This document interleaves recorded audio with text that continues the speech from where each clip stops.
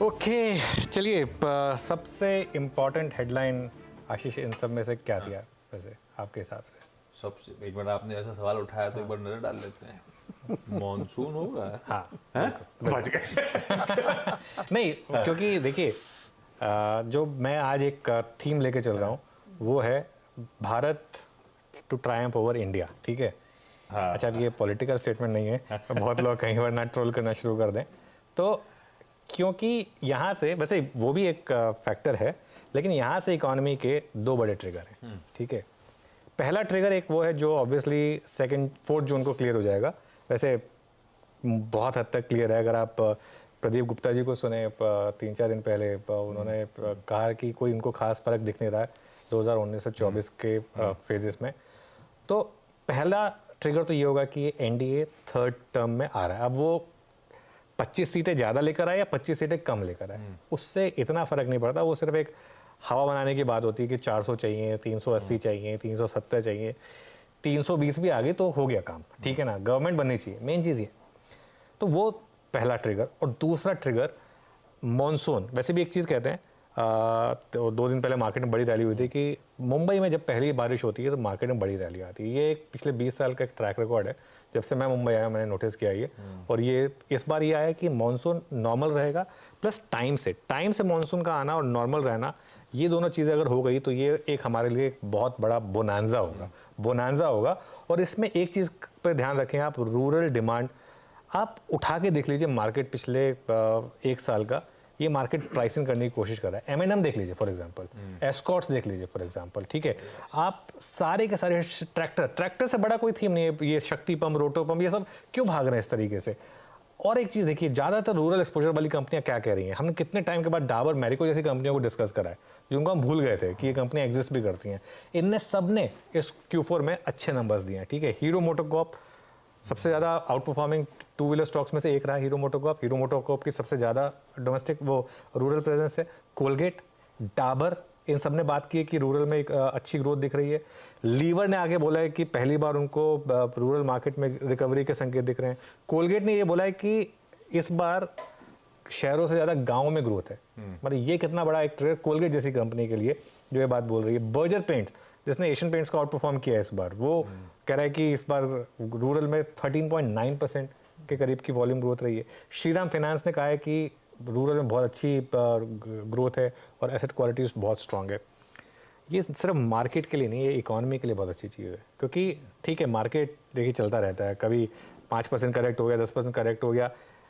Economy improve होनी चाहिए, economy अच्छी रहनी चाहिए और रूरल इकोनॉमी अच्छी होनी चाहिए। और एक और चीज़, वेल्थ जो है ना, वो जो ज़्यादातर जो ग्रामीण इलाके हैं, जो पिछड़े हुए इलाके हैं ना, वहाँ पर अगर वेल्थ थोड़ा बढ़ेगी तो वो एक इकोनॉमी के लिए अच्छा होगा और इन टर्न स्टॉक मार्केट के लिए भी अच्छा होगा। हमारी मार्केट में जो एक चीज़ अच्छी है, जिसको लेकर मैं काफ़ी बुलिश रहता हूँ, अमेरिका में हम क्या एक्सपेक्ट करते हैं? अमेरिका में चाहते हैं कि लोगों की नौकरियाँ जाएँ। हम मतलब मार्केट क्या चाहती है कि खराब खबरें आएँ, कि खराब खबर अच्छी खबर है अमेरिका में। हमारे यहाँ ऐसा नहीं है। हमारे यहाँ देखिए, जब जीएसटी रिकॉर्ड हाई पे होता है, जब इस तरीके के रिकॉर्ड आते हैं तो हमारी मार्केट खुश होती है, ठीक है ना? क्योंकि वो इनहेरेंट इकोनॉमी की स्ट्रेंथ बताती है। हमारी मार्केट को फ्री मनी की ज़रूरत नहीं है। जो मार्केट फ्री मनी पे भाग रहा होता है ना, उसको ज़रूरत होती है कि इन्फ्लेशन कम आए, उसको ज़रूरत होती है कि लोगों की नौकरियां कम बढ़ें, उसको कि वेजेस कम बढ़ें। हम तो चाहते हैं कि लोगों की नौकरी अच्छे रहे, वेजेस ज़्यादा बढ़ें। 2003 से 7 का वो फेज था जिसमें इंटरेस्ट रेट सबसे ज़्यादा बढ़े थे इंडिया में, ठीक है? हमारी EMI किस तरीके से बढ़ती थी, लेकिन उससे 3 गुना हमारी सैलरी हाइक होती थी। तो इसके लिए हम खुश होते थे, हमको पता था कि यार कोई टेंशन नहीं है। तो ये कभी भी इकोनॉमी में ना इस तरीके के जो फेजेस आते हैं वो बेस्ट होते हैं, जिसमें लोगों की इनकम बढ़ रही होती है। सबसे इंपॉर्टेंट फेज मार्केट के लिए वही होता है और ये एक बहुत अच्छी चीज़ है। तो मैं सोचा कि आज एक अच्छी खबर के साथ शुरुआत करेंगे। बहुत इंटरेस्टिंग और दिखना शुरू हो चुका है वैसे सही में, भारत वर्सेस इंडिया। इस बार FMCG की कमेंट्री वाकई सबने एक जबान में, सब एक ही तरफ से बात करते रहे रूरल की। खैर, आगे और भी बाजार में बातचीत होनी है। अब आइए जरा आज के गिफ्ट निफ्टी के संकेतों के साथ। संकेत अच्छे हैं, गुरुवार का दिन है, एक्सपायरी का दिन है और शुरुआत अच्छी होगी। गांधीनगर से क्यूज आ रहे हैं, 90-100 पॉइंट के आसपास का एक गैप मिलने की तैयारी। वैसे हम अकेले ऐसा नहीं करने वाले, कुछ पूरी दुनिया ऐसे ही है। एशिया दिखाइएगा स्क्रीन पे, अक्रॉस एशिया इसी तरह की मजबूती है, बल्कि एक शेड बेहतर होगी हमसे। ये देखिए, सारा एशिया बढ़िया मूव दिखा रहा है और वो इसीलिए क्योंकि यूएस से हैंडओवर बढ़िया मिला। कल जब हम ट्रेड कर रहे थे उस समय यूएस के फ्यूचर्स फ्लैट थे, क्योंकि वो इंतजार कर रहे थे अपने इन्फ्लेशन प्रिंट का। फ्लैट डाइजेस्ट करके गए थे, और एक्चुअल सेशन आपकी स्क्रीन पर रखता हूं यूएस का। कल तीनों बेंचमार्क्स, इन्फ्लेशन का प्रिंट उनके बाजार खुलने से पहले आया, और उसके बाद तेजी स्टॉक मार्केट में 3/4 से 1.5% तीनों बेंचमार्क्स मजबूत। और आज सुबह के फ्यूचर्स भी और गेन्स ही दिखा रहे हैं। तो कहां फ्लैट छोड़ा बाजार हमने यूएस का, और कहां इस समय की तेजी के समीकरण। यही रीजन है एशिया भी है, यही रीजन गिफ्ट निफ्टी भी मजबूत है। तो पहले वो समझ लें वो इन्फ्लेशन का प्रिंट था कैसा, उसे समझना, उसे डिकोड करके उस पर रिएक्ट करने की अब हमारी बारी है।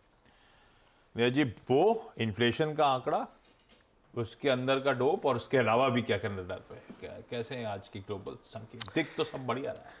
बढ़िया है भी, बहुत perfect। बढ़िया है। तो यूएस के जो नंबर्स थे इन्फ्लेशन के, रिटेल इन्फ्लेशन के, सीपीआई इसको बोलते हैं, 0.3% अप्रैल में बढ़ा है।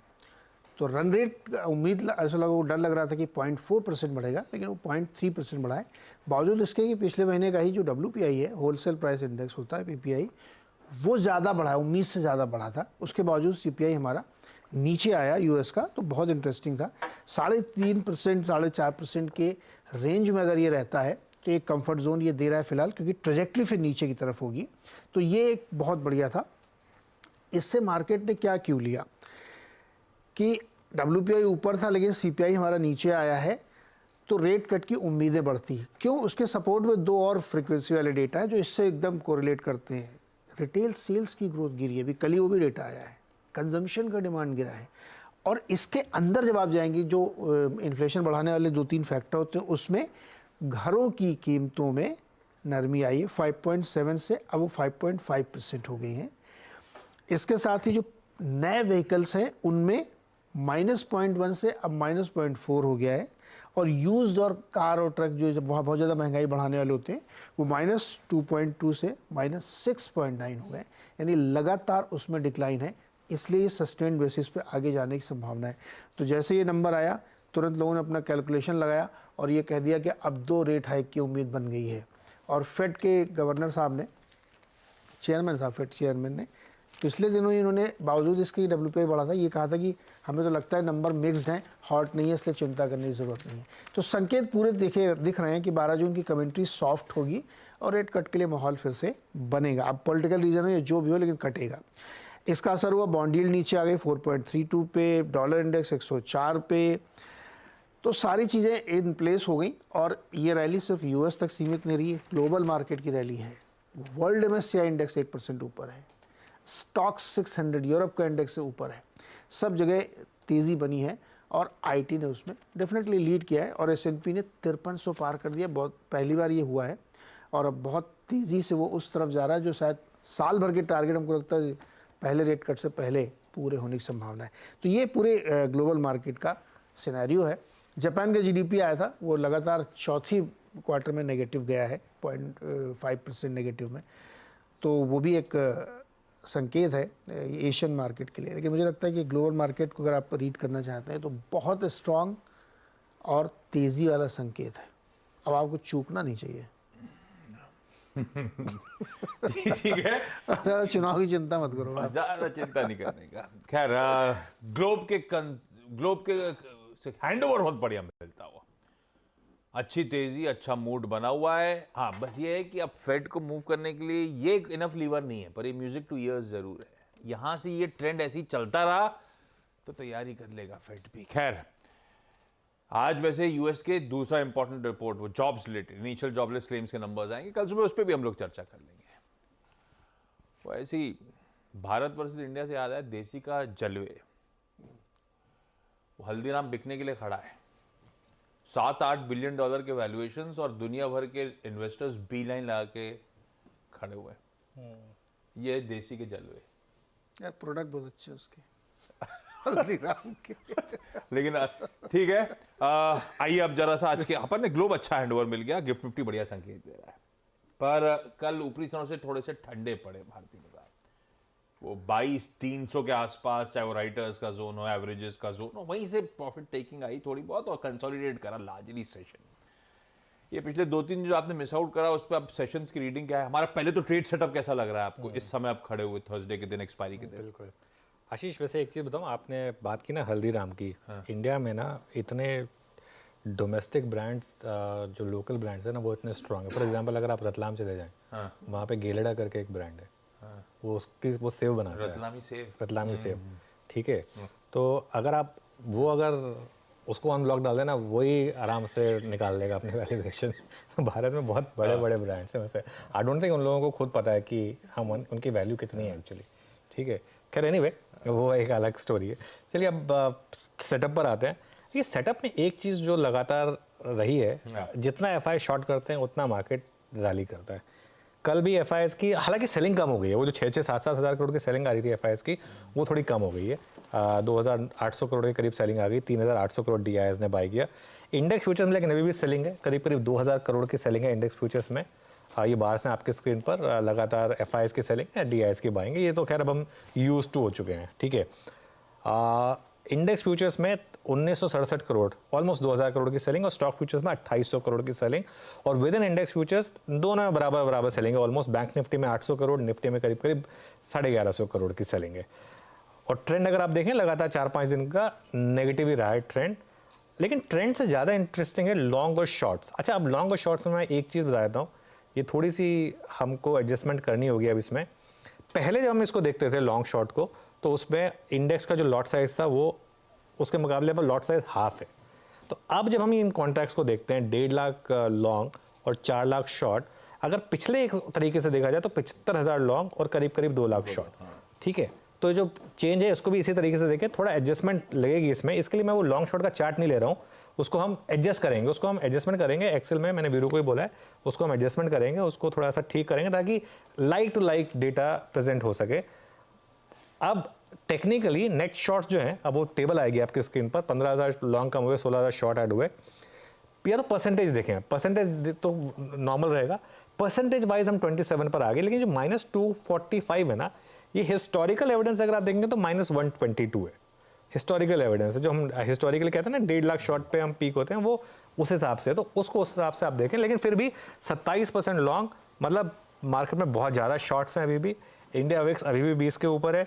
इलेक्शन के बाद ये इंडिया विक्स कोलैप्स होगा, ठीक है, अगर सब कुछ ठीक रहा तो, ठीक है। और पीसीआर जो है वो 0.92 पर है, यहाँ पर अभी भी स्कोप है।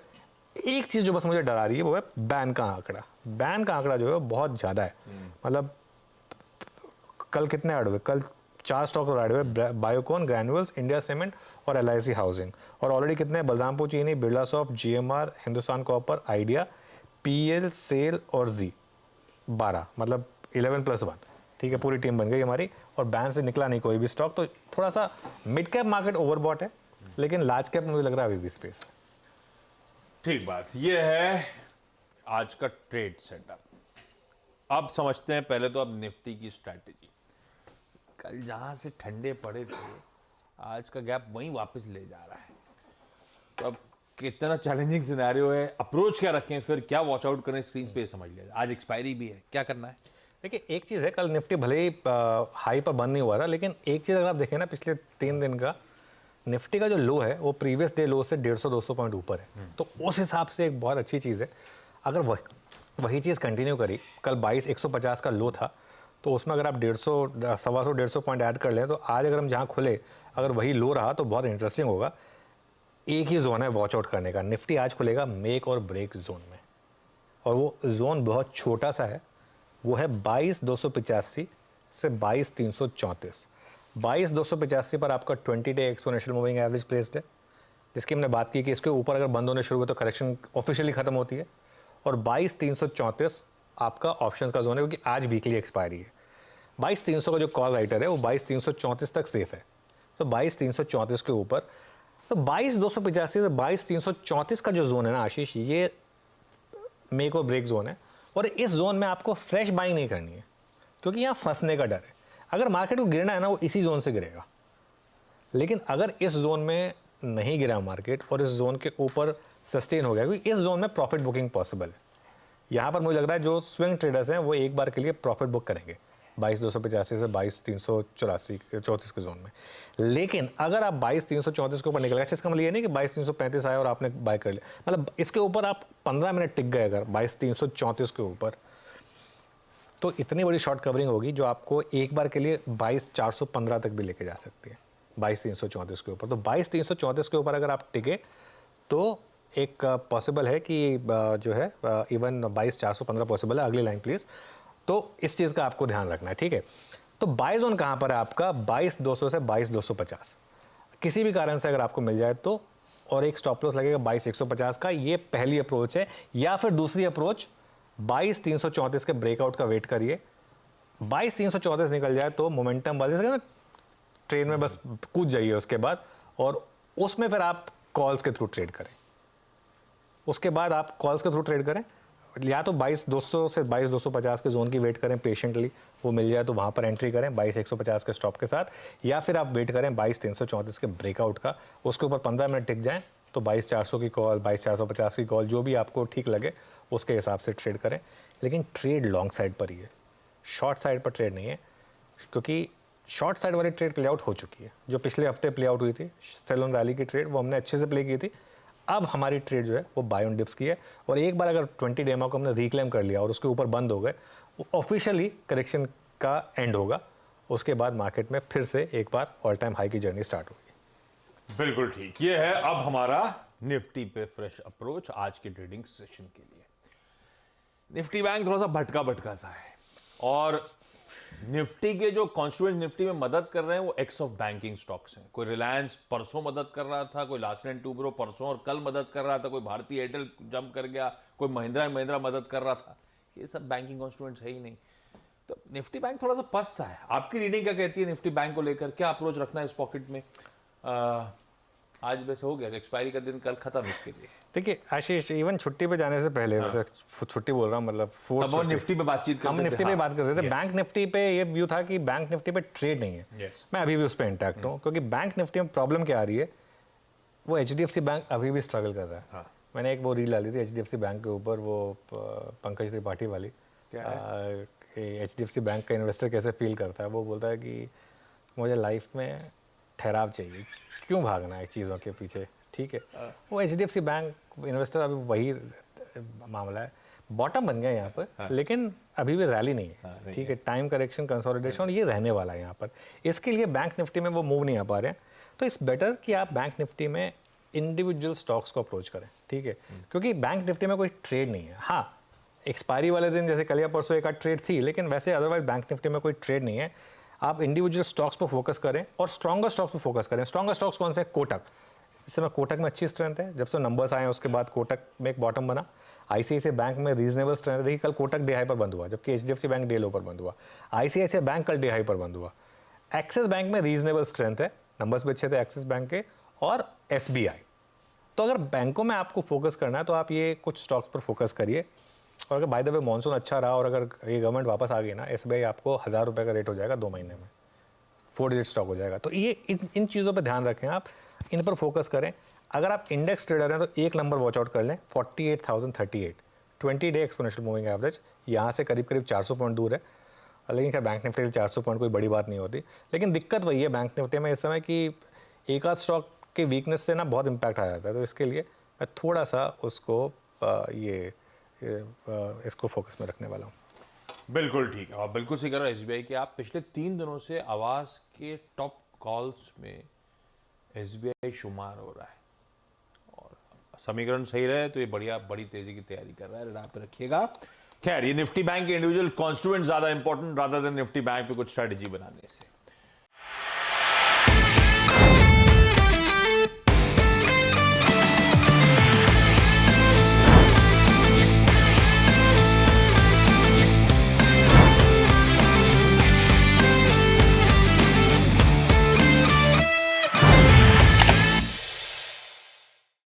बता दें कि मनी कंट्रोल पर दिए गए विचार एक्सपर्ट्स के अपने निजी विचार होते हैं। वेबसाइट या मैनेजमेंट इसके लिए उत्तरदायी नहीं है।